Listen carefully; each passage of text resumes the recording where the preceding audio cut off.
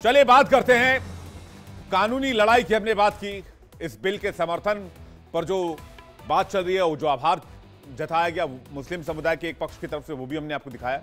लेकिन बात ममता दीदी के राज्य पश्चिम बंगाल की। वक्फ कानून के विरोध में पश्चिम बंगाल के मुर्शिदाबाद में हुई हिंसा को लेकर राजनीतिक माहौल बेहद गर्म है।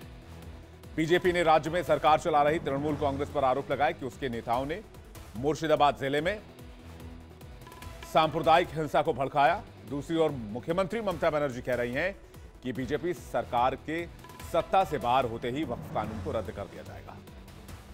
इन आरोप प्रत्यारोपों के बीच पश्चिम बंगाल के राज्यपाल हिंसा प्रभावित क्षेत्र का दौरा करने वाले हैं, तो मुख्यमंत्री ममता बनर्जी ने उन्हें मुर्शिदाबाद न जाने की सलाह दी।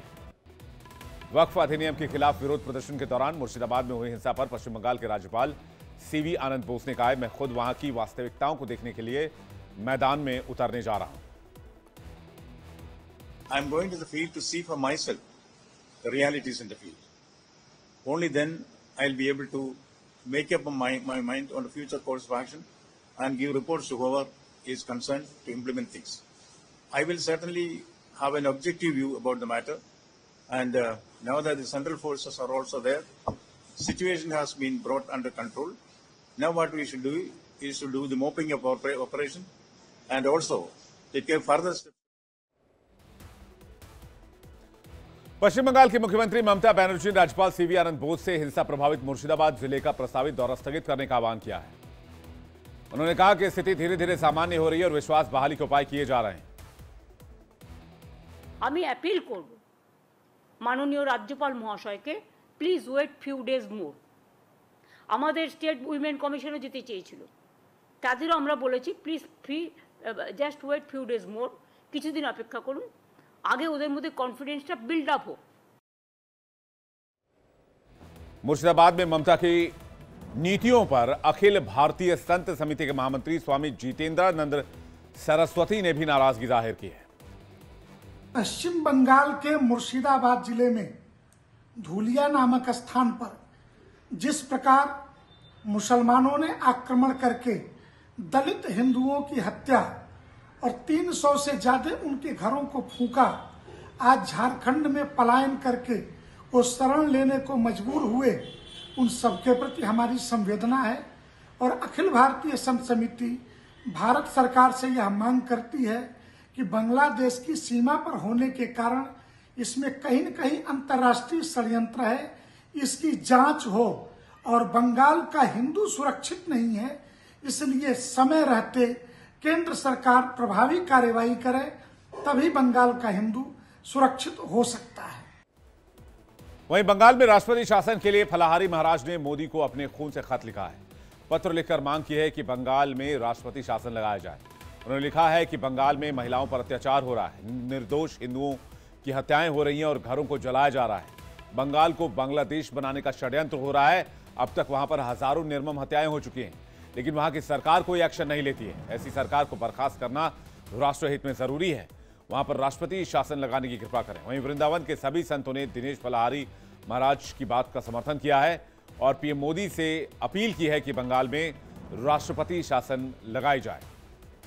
प्रसिद्ध कथावाचक पंडित प्रदीप मिश्र ने पश्चिम बंगाल में हो रही हिंसा पर नाराजगी व्यक्त करते हुए मुख्यमंत्री ममता बनर्जी पर तीखा हमला बोला। उन्होंने कहा कि सब कुछ जानते हुए भी बंगाल की मैडम कुछ नहीं कर रही।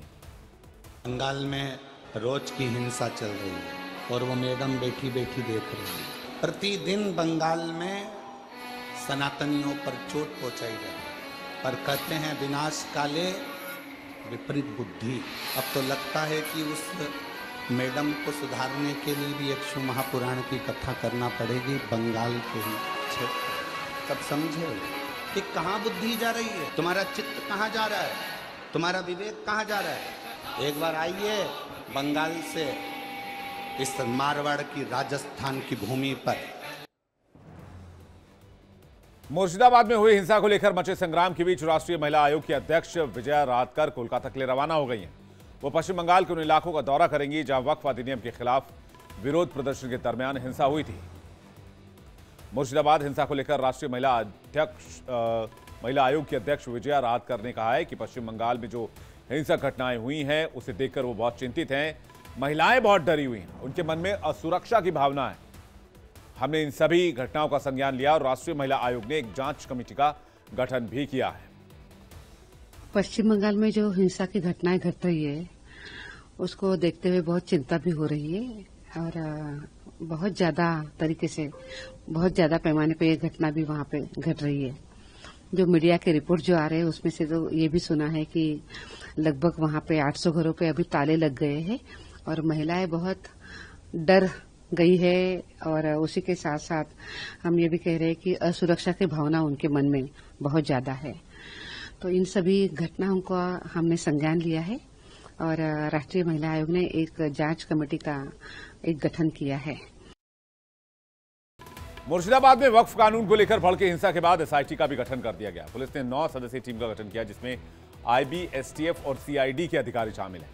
मुर्शिदाबाद में हुई हिंसा की जांच के लिए डीआईजी मुर्शिदाबाद रेंज की अध्यक्षता में 9 सदस्यीय एसआईटी का गठन किया गया है। ये टीम हिंसा प्रभावित क्षेत्र का दौरा करेगी और अपना रिपोर्ट दाखिल करेगी। इसके लिए जिम्मेदार लोगों की पहचान करेगी और इस टीम के जो अध्यक्ष हैं वो मुर्शिदाबाद रेंज के डीआईजी को बनाया गया है।